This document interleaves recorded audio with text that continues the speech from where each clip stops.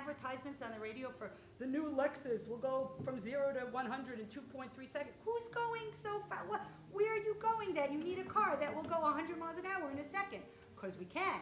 Faster. So what's the upside of it? We have amazing innovation, amazing technology, amazing medicine, because we're never satisfied with what is. Okay, but take that natural desire and translate it into a relationship. What does that mean? We're all doomed?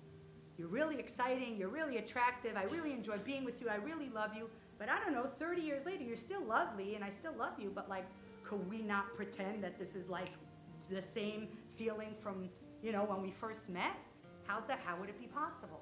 So perhaps one of the psychological benefits that God gives us with this mitzvah is not because you're in a bad mood or you're stressed out or you're angry or you had a fight or you're overwhelmed or your crazy's going on at work. Therefore, you're like, okay, I need my space over here. And then the other person's a little bit hurt or a little rejected or a little bit like, why is this about, why can't you separate your personal life and your... No. What if there is a separation in a relationship, a pause, because it's divinely orchestrated. It's a divine commandment. What does that mean? If someone would entertain doing that, that there's a third partner in this relationship. It's not just me and you, my soul, my body, your body. There's a triangle here. At the top is our Creator that created our mind, body, and soul. And God says, you know what? I'm going to impose myself, if you will allow me, because we're all given free choice, and we could say, you know what, God? But we could also say, you know what, God? You're the designer, you're the programmer, you think this is a good system? Let me get it a spin, let me see what happens. So what happens if you have a couple that loves each other and has a really busy, hectic, stressful life?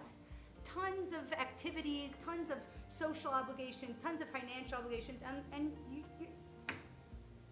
you love each other, you're attracted to each other, but by the time that day's over, you're so exhausted. So what happens if a third party, in our case, AKA God, says, you know what?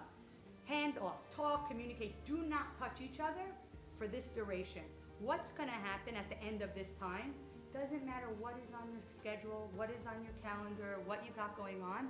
Most likely, most people will book up time. I'm going to the mikvah. Okay, you know what? I'm not going to do that boys' night out, or I'm not going to go to that event. It's what every therapist always recommends when you go for couples therapy. Couples night, daytime, make time for each other, set aside. It might not sound spontaneous and romantic, but you got to put in the schedule. We didn't need the therapist to tell us that. God incorporated that in our heritage thousands of years ago. How insane, how brilliant, how incredible, but really why? Why does God care if we're excited and attracted and interested in counting down the days? Does it make the world better? Does it really matter? Who cares, right?